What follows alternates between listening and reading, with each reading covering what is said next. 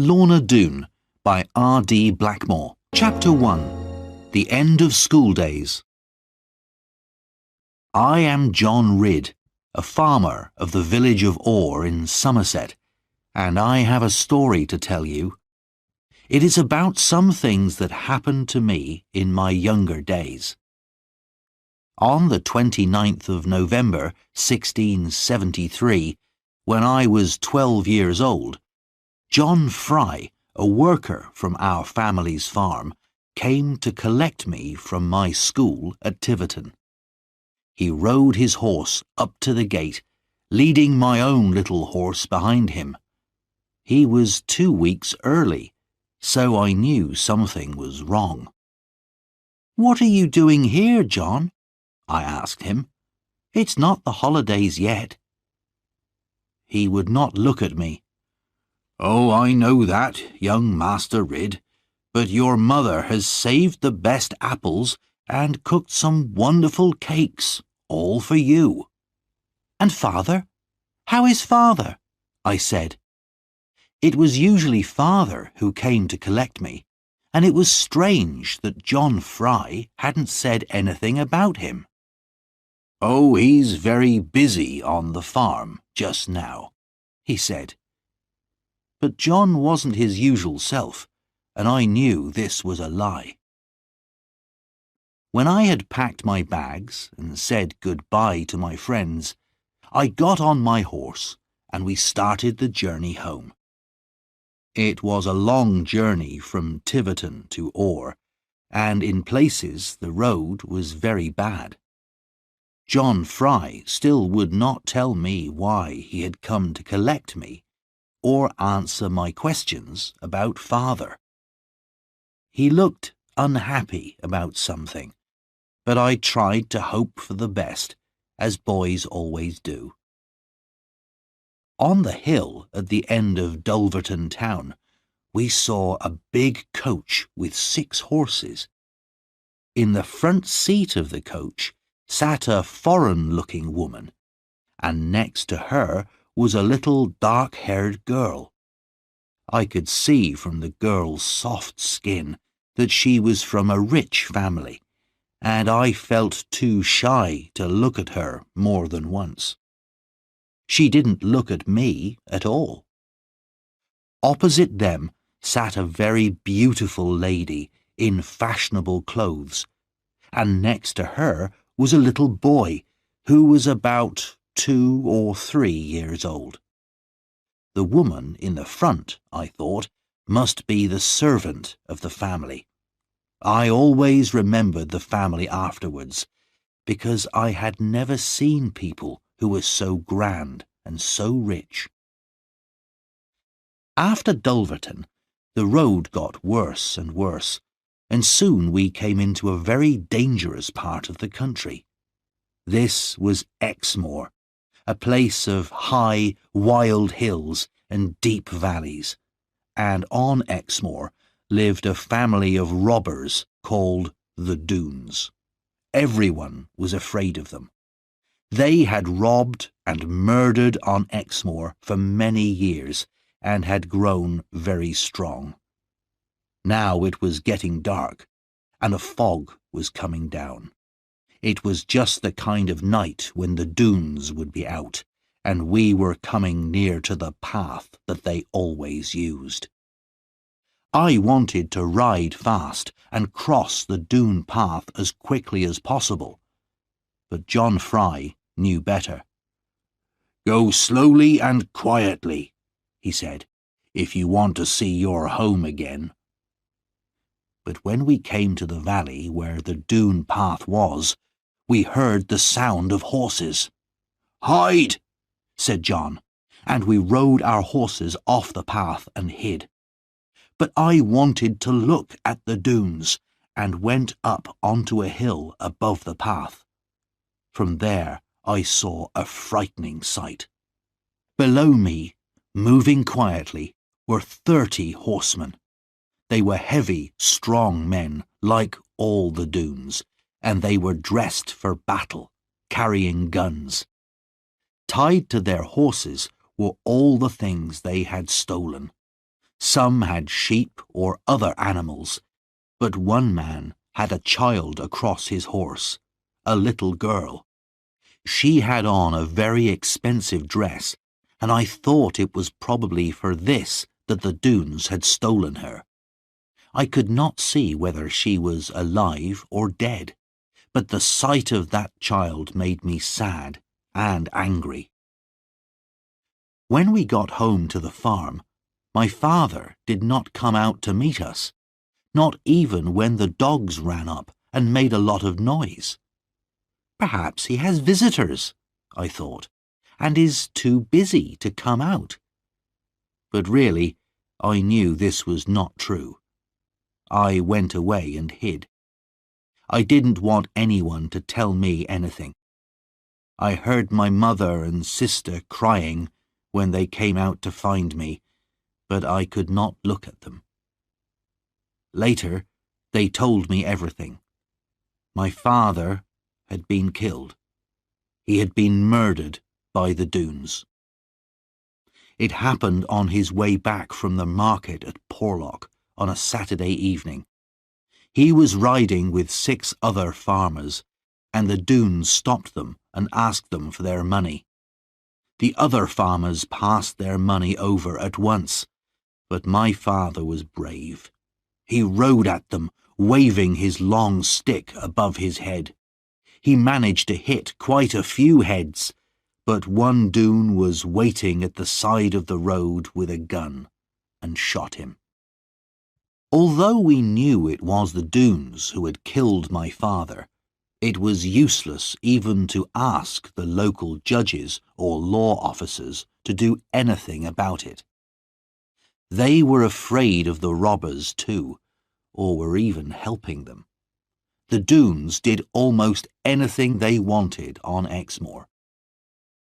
They were not local people. They came from the north of England, where their leader, Sir Ensor Doone, had been a rich man with a lot of land.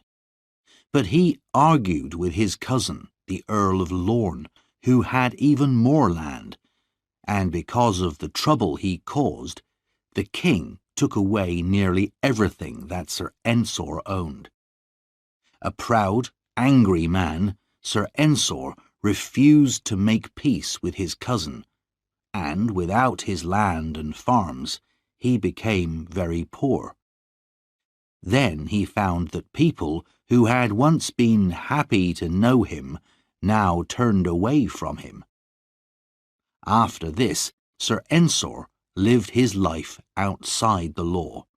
With his wife and family and a few servants, he looked all over the country for a place to live where no one would know him and he could start again.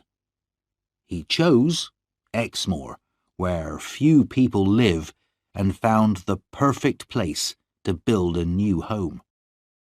This was the place we now call Doone Valley. It is a green valley far from any town, surrounded by steep, rocky mountains. At first, Sir Ensor lived peacefully, and the local people were friendly, even bringing him presents of food. But as his sons grew older, they did not want to work as farmers, and they began to take whatever they needed from the local farms and villages. They carried off farmers' daughters to be their wives and give them sons, and so, over the years, the Doone family became bigger and bigger. They began as robbers, but robbery had quickly led to violence and murder. The people of Exmoor were too afraid to fight back, because the Doones were big, strong men and excellent fighters, and now only soldiers could hope to break into their valley and defeat them. So there was no punishment for my father's murderer. We buried him quietly, and my mother was left without a husband to manage our farm and take care of her 3 children. We were too young to be of much help to her yet. I was the oldest. Then there was Annie, 2 years younger than me, then little Lizzie. For a while, I wanted revenge. I was strong and growing stronger every day. But my mother always calmed me down when I talked of revenge. She did not want to lose me too, and I used to worry about what would happen to her and my sisters if I were killed. We tried to get on with our lives, but we missed my father terribly. Sometimes my mother and Annie would remember him and cry, and sometimes John Fry saw me with tears in my eyes, which I said was because of the cold wind. Lizzie, though she was the cleverest of us all, was too young to really understand what had happened. So the months passed. I learnt how to shoot with my father's gun, and I worked hard on the farm to help my mother.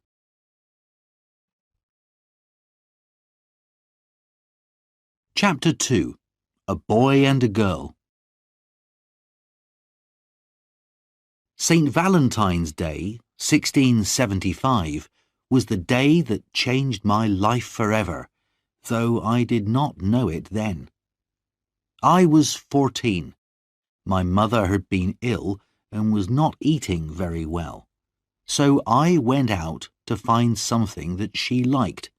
Good, fresh fish caught from clear water. I went first along the Lynn River that runs through our valley. Then I turned into Bagworthy water. Though I knew that this river led to Doon Valley, I did not think about it. I went on catching fish and moving up the river, then suddenly found myself standing at the bottom of the cliffs outside Doon Valley. In front of me was a waterfall, a steep hill of smooth, fast-moving water. It was a wild, lonely place, surrounded by tall trees, and it was already getting late. I knew I should turn for home, but I also wanted very much to see what was at the top of that waterfall. It looked a dangerous climb, but if I did not climb it, I would always remember that I was too frightened to do it. So I climbed. The water beat against my legs, once knocking me down so that I nearly drowned, but I pulled myself up and went on. When I reached the top at last, my arms and legs were aching, and my feet were cut by the rocks. I fell in the grass, exhausted. When I opened my eyes, for a few seconds I didn't know where I was, but kneeling beside me, touching my face with a leaf, was a very young girl. "Oh, I'm so glad," she whispered softly as I sat up and looked at her. "Now you'll try to be better, won't you?" I had never heard as sweet a sound as this girl's voice, nor seen anything as beautiful as the large dark eyes that watched me, full of care and wonder. I stared at her without speaking, noticing her long, shining black hair. "What is your name?" she said. "And how did you get here? And what have you got in your bag?" "They're fish for my mother," I said. "Very special fish. But I'll give you some, if you like." "Dear me, you're so proud of them when they're only fish. But look at your feet. They're bleeding. Let me tie something round them for you." "Oh, I'm not worried about them," I said bravely. "My name's John Ridd. What's your name?" "Lorna Doone," she answered in a soft voice, and looked down at the grass. She seemed afraid of her own name. Lorna Doone. Didn't you know?" I stood up and touched her hand, and tried to make her look at me, but she turned away. I felt sorry for her, and even more sorry when she started to cry. "Don't cry," I said. "I'm sure you've never done any harm. I'll give you all my fish, Lorna, and catch some more for my mother." But she looked so sad, with the tears running down her face, that my heart ached for her, and I gave her a kiss. At once my face turned red. Here was I, just a simple farmer's boy, but she, though young, was clearly a lady and far above me.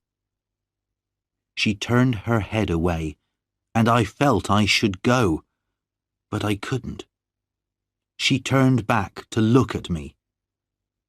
"You must go," she said. "They will kill us if they find us together. You have found a way up into the valley which they could never believe. You must go now, but when your feet are better, you can come and tell me how they are." She smiled at me, and I could see that she liked me.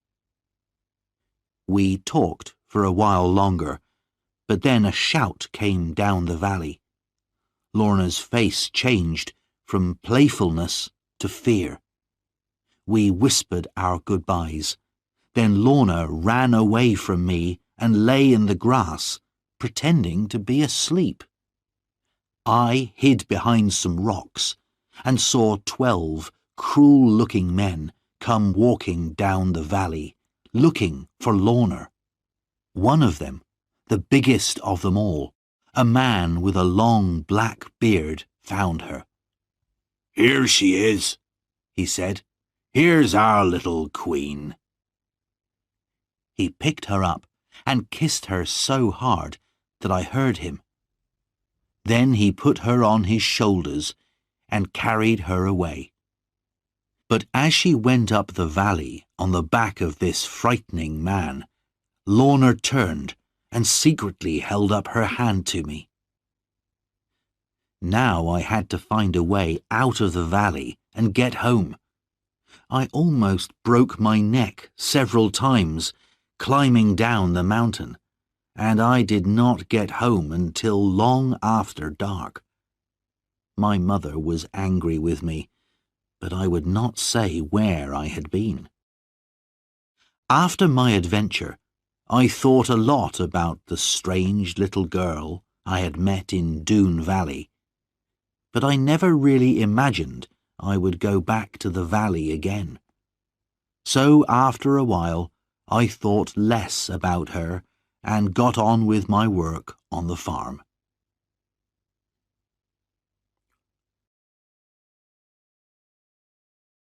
Chapter 3. Back to Doone Valley. The months and the years went by, and I grew very tall and strong, as my father had been. By the time I had finished growing, I was bigger than any man on Exmoor, and could pick up John Fry with one hand and hold him in the air until he begged me to put him down. My sister Annie grew more and more beautiful every year, with her wide blue eyes and soft brown hair. She was so kind and so gentle that everyone loved to be with her, and it is easy to understand why my mother's cousin, Tom Faggus, fell in love with her. Tom Faggus was someone that our family was both proud and ashamed of. For a time, he was one of the most famous robbers in England, and people still tell the stories of his adventures all over the country. He had been an honest farmer once, but a rich man had used the law to steal his farm, and after that Tom took his revenge on all rich men he met on the roads. Perhaps that was why he was so popular with the people, as he stole only from the rich, gave generously to the poor and the sick, and never hurt anyone in his life. While I was still a boy, he came to our farm one day, asking my mother for food and a bed for the night. At first, my mother told him to go away, fearing that we children would learn bad ways from him. But in the end, she agreed. "You may be a bad man in some ways," she said to him, "but there are far worse than you. So come and sit by the fire and eat whatever we can give you." Tom always had a smile and a good word for everybody, and was great fun to be with. All the time he was with us, I saw Annie looking at him very kindly, and over the years we had many more visits from him. As for Lizzie, I never thought anyone would fall in love with her. She was small and thin, and perhaps a little too clever. You never knew what she was going to say next. But I should not talk in this way about my own sister. My mother didn't seem to grow any older, and was still pretty and as good-hearted as ever. She had never forgotten my father, and as the years went by, she still sometimes cried for him. In all this time, if I thought of Lorna Doone at all, it was only as a kind of dream, and the Doone men went on robbing and killing just as they pleased. Then, one Christmas, when I was 21, my Uncle Ben was robbed by the Doones on his way across Exmoor. He had been coming to visit us, and when he didn't arrive, my mother sent me out to look for him. I found him on a high, lonely path, tied onto his horse, with his nose to its tail. He was very angry, and wanted revenge on the Doones. He asked me to show him where they lived, so that he could learn the best way to attack them when the time was right. So, a day or two later, I took him up into the mountains that looked down on the valley.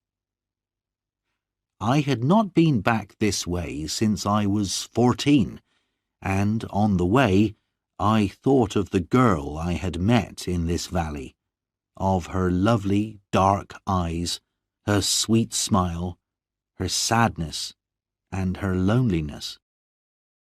At the top of a steep cliff, we looked down into the long green Doone valley. At either end was a narrow gap in the mountain walls. At the further end was the waterfall which I had climbed 7 years before, and at the other was what we called the Doone Gate. This was 2 rocky cliffs facing each other, with only a narrow path between them. It was like the gate of a castle, and it seemed impossible to break into the valley. But Uncle Ben saw a way. "Do you see how you could attack them?" he said. "If you put big guns along the cliffs on both sides and fired down into the valley, you could defeat the Doones in half an hour." But I was not listening to him. I was looking across to the waterfall end of the valley, and a little figure in white walking there, someone who walked with a very light step. My heart began to beat more quickly, and the blood came to my face.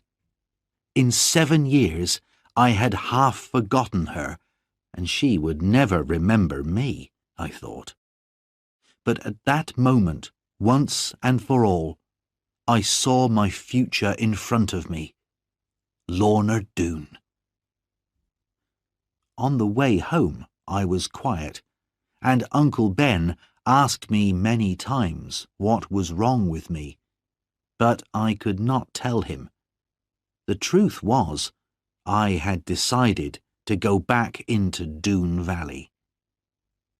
I waited until St. Valentine's Day, the exact day when I had first entered the valley. Again, I followed the river, and again I climbed the waterfall.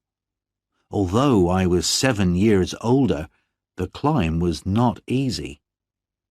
When I got to the top, I looked around me carefully. In the early spring sunshine, the valley was beautiful. As I looked at the stream and the fields of grass on either side of it, I forgot about any dangers. And then I heard someone singing in a beautiful voice. At first, I hid behind a rock, but when I looked out, I saw the lovely sight of Lorna Doone coming towards me along by the side of the stream. Her beauty frightened me. How could I, only a farmer, talk to her? But something seemed to pull at me, and I came out from behind the rock. At first, she turned to run away, not knowing who I was. But then I said, "Lorna Doone," and she seemed to remember me. A smile broke out on her face. "I'm John Ridd," I said, "the boy who gave you those beautiful fish 7 years ago today." "Oh, yes, the boy who was so frightened that he hid behind those rocks. I remember. And do you remember how kind you were, and how you wanted to help me? And then you went away, riding on a big man's shoulders, and pretending you had never seen me, but you looked back and waved at me?" "Oh, yes, I remember everything, because it isn't often I see anybody, except, well, I just remember, that's all. But don't you remember, sir, how dangerous this place is?" But I couldn't answer her.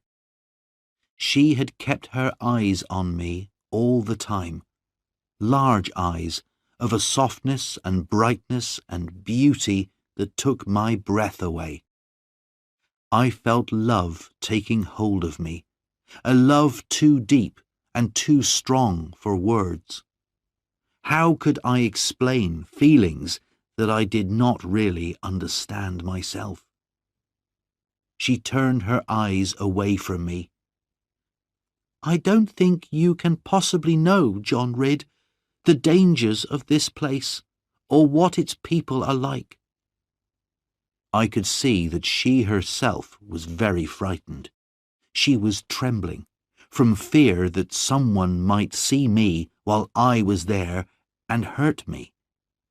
To tell the truth, I also grew afraid, and thought I had better go and say no more until the next time I came.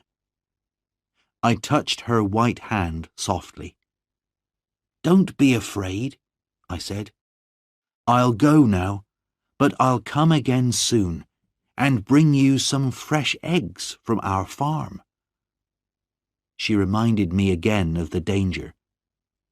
"But," she went on, "it seems that you still remember your secret way in."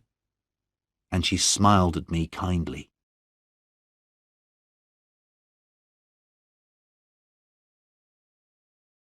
Chapter 4. Lorna's Story. I went home with my head in the clouds and my heart on fire with love. All that week I could not stop thinking about Lorna, and I did my work on the farm in a dream. Soon I went to see her again. This time, when she saw me, she came quickly towards me. "Mr. Ridd, are you mad?" she said. "There are men on guard all round the valley. We must hide at once." She took my hand and led me to her secret place, which was a kind of room hidden in the rock of the mountain. It was a green, peaceful place, open to the sky above, but the only way into it was through a narrow entrance in a cave. I gave her the eggs I had brought her as a present, and at this she began to cry. "What have I done?" I asked. "It's nothing you've done," she said. "It's just a sadness that I feel when I see anything from the world outside. And you've been very kind, and I'm not used to kindness." I wanted to put my arms around her and kiss her, but I knew this would be wrong. So I sat and listened, and I think this made her like me more, because she began to tell me her life story. She told me everything except what her feelings were towards John Ridd. "Only 2 people ever listened to me or try to help me," she began. "One is my grandfather, Sir Ensor Doone, and the other is my uncle, a clever man whom they call the Counsellor. My grandfather is a very old and very hard man, except with me. He seems to know what is right and wrong, but not to want to think about it. And the Counsellor smiles a lot and talks about what is right and good, but he never does a good thing himself. My Aunt Sabina used to take care of me, and she taught me very carefully. She was a good person, honest and kind, and when she died, it was like losing a mother. Now there is only one woman I can talk to, Gwenny, my servant. She is my closest friend. I don't remember my father, but they say he was the eldest son of Sir Ensor Doone, and the bravest and best of them all. They say, because of that I am their queen. I dream of a world outside this one, Mr. Ridd, a world of peace. This valley is green and beautiful, but all around me is violence and robbery and stupid behaviour. I can't come down to their level. I can't forget myself and live like them. And strange questions come to me that they can never answer. When I try to think about the past, about my early childhood, I can't remember anything. I want to know what I am and why I am in this place. I suppose you think that's strange. Perhaps people who are happy and at peace don't need to ask questions like those. Here, Lorna began to cry again. I could think of nothing to say, but I dried her eyes for her. "Mr. Ridd, I am ashamed and angry at myself for talking so much like this. But you, who have a mother who loves you, and sisters, and a quiet home, can't tell how lonely it is to live as I do. I have this secret place to come to because I begged them for it. Only Grandfather and the Counsellor come here, and sometimes Carver, the Counsellor's son. No one in the valley is as strong or brave as him, but he is not like his father. He is rough and violent, always quick to be angry, and will listen to no opinion except his own. There is talk of him wanting to marry me, but I would rather die than marry Carver Doone. Now you see how unhappy I am here. I would escape and go anywhere, but I know it would hurt my grandfather." This was too much for Lorna, and she couldn't tell me any more. She broke down and cried. I talked to her gently and kindly until she began to worry again about the danger I was in. I said I would come back and see her again, but she made me promise not to come back for another month, so that I would not add to her problems with fears about me. During that time, we agreed that if she were in any danger, she would put a dark coat over a white rock near her secret room. I would be able to see this from a hill above the valley, and then I would come.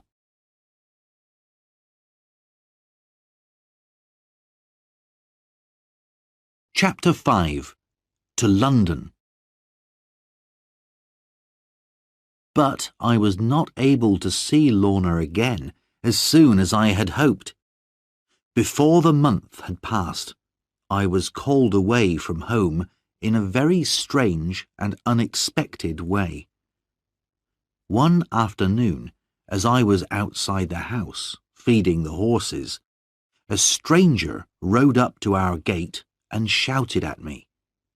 He was a tough-looking, hard-faced man, about 40 years old, with small, quick eyes, and he was dressed very differently from the way we dress in Exmoor. He said he was looking for Plover's Barrows Farm and a man called John Ridd. When I told him he had found them both, he introduced himself as Jeremy Stickles, a servant of the king, and he gave me a letter. I looked at him in alarm, but he said there was nothing in the letter to worry me. At the top of the letter, my name was written in large letters. I read, "To John Ridd. This letter is to order you to appear before the King's judges in London and tell them anything you know about some matters which may be harmful to the King and the country."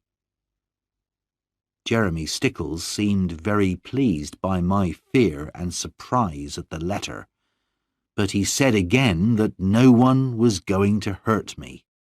All I had to do was tell the truth.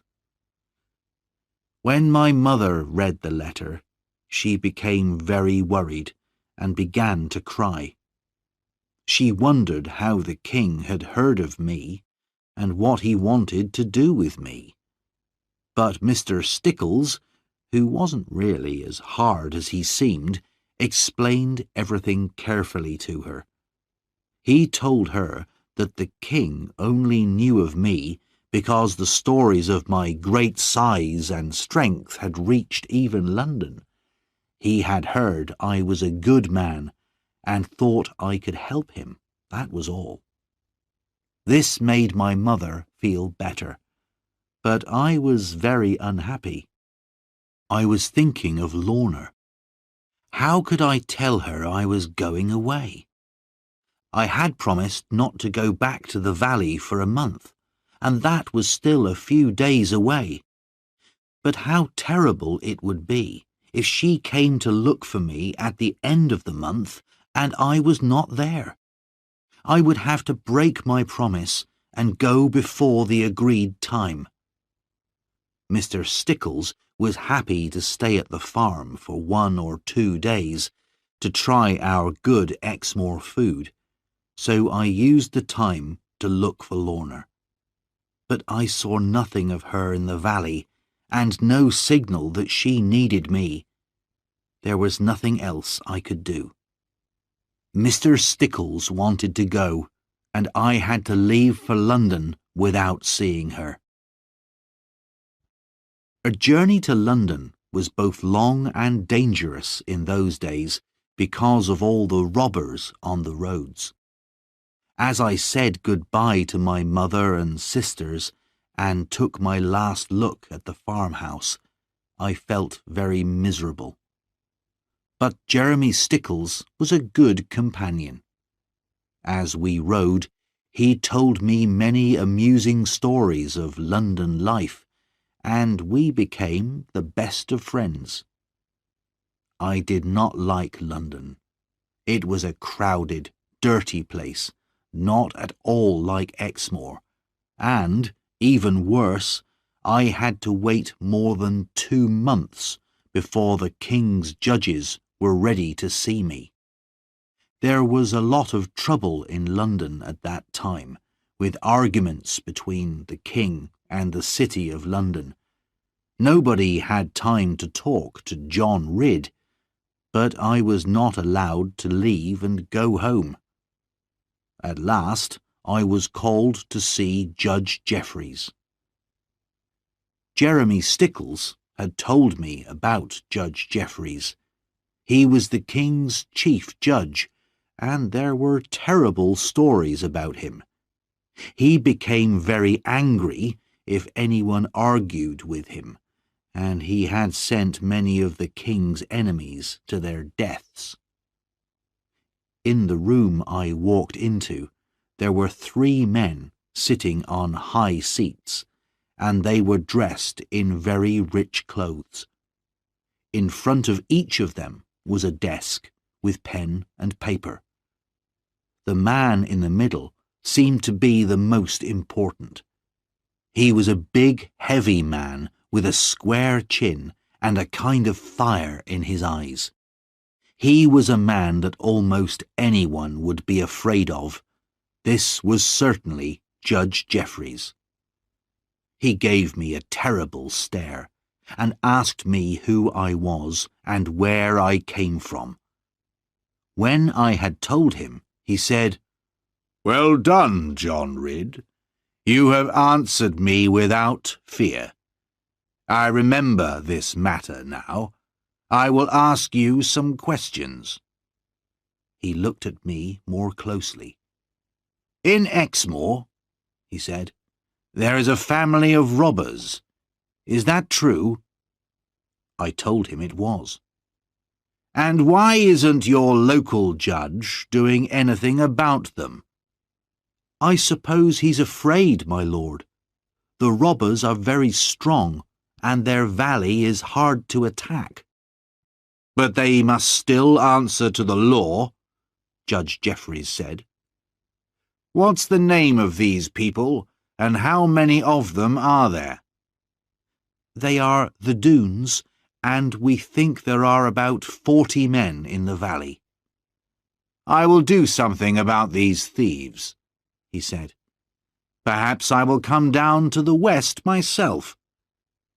But then he stared hard at me again and asked, "Is there any sign in Exmoor of any dislike of the king?" "No, my lord. We don't know much about him." "That's a good answer," he laughed. "But the king knows he has enemies in the country. I see you know nothing about them, though. You're a good man, John Ridd. Keep out of trouble. Keep away from the king's enemies, and from the Doones as well, and you will be safe. I was going to use you as a spy, but I see you're too honest. I will send someone else, but never tell anyone what I've said to you." Here he stared at me very angrily, but when he saw he had frightened me enough, he smiled again. "Now go home, John.